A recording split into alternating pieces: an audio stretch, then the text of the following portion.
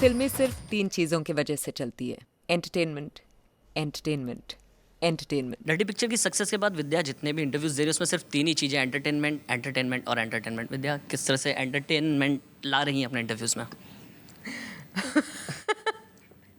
मैं खुद एंटरटेनमेंट बन गई हूँ, मुझे लगता है। मैं खास कोशिश नहीं कर रही हूँ, बस मज़ा आ रहा है बिकॉज बहुत खुश हूँ मैं इस वक्त।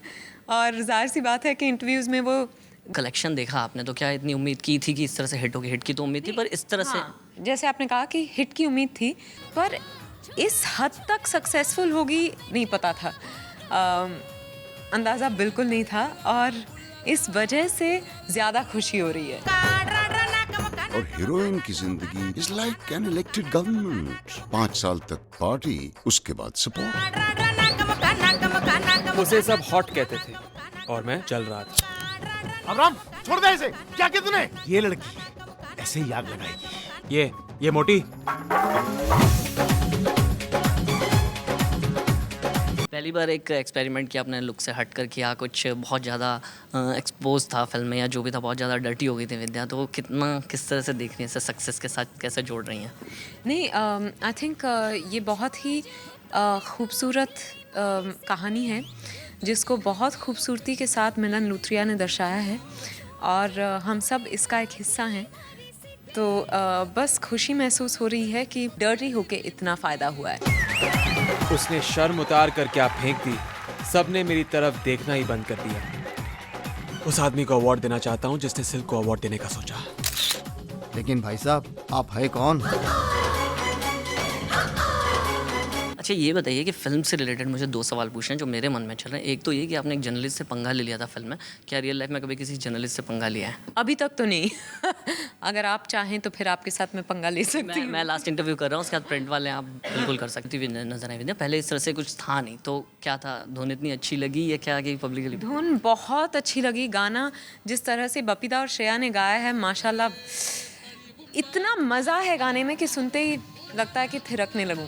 और वही किया मैंने बस। और इसके प्रमोशंस के लिए काफ़ी जगह परफॉर्मेंसेस किए और बहुत मज़ा आया। मेरे लिए ये पहली बार था और मुझे अंदाज़ा नहीं था कि लाइव परफॉर्मेंसेस में इतना मज़ा आएगा।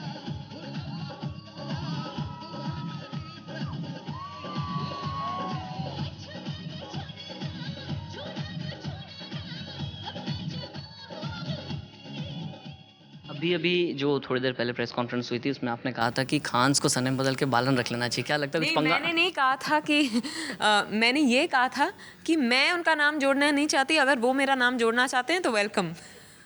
वही मैं यही पूछना था कि क्या आपको नहीं लगता कि बाद में फिर खान्स जब आपसे मिलेंगे तब इस चीज़ का एक मलाल रहेगा उन्हें कि आप? नहीं, ये तो मजाक है। I am sure they all know कि इसका मतलब क्या है।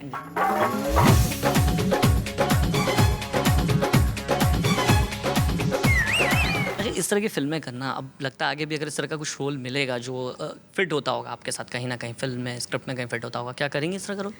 अगर अच्छी स्क्रिप्ट होगी और अगर रोल अच्छा लगा। बात थी सीन में बोल्डनेस दी आपने, डायलॉग में कुछ बोल्डनेस था, आगे कई बार ऐसा देखा जाता है कि गाली गलौज भी देती हैं लड़कियां फिल्म में, अगर ऐसा कुछ रहा तो करना चाहेंगे? क्योंकि विद्या ने अब तक ऐसा कुछ नहीं। नहीं, मैंने इश्किया में गाली दी। तो अब तक तो मैंने सारे जो एरियाज़ है, डर्टी एरियाज़, वो सब कवर कर लिए हैं। काफ़ी सफाई से डर्टी एरियाज कवर किया मतलब आप। थैंक यू, वो बहुत बड़ा कॉम्प्लीमेंट है, थैंक यू।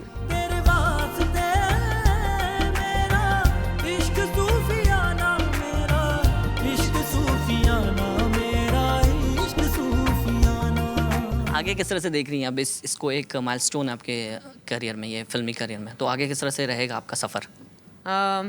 आगे बस मैं यही सोच रही हूँ कि आज रात को मैं 12 घंटे सोऊंगी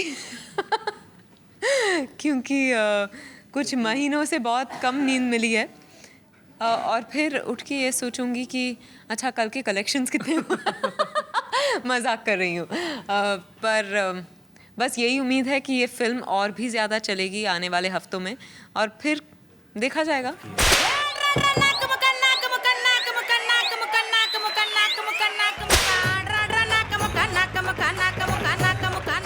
चलते चलते एक चीज़ जो बोलना चाहेंगे, जो फिल्म से पहले मैंने नहीं करा था, एक डर्टी एक्सप्रेशन दर्शक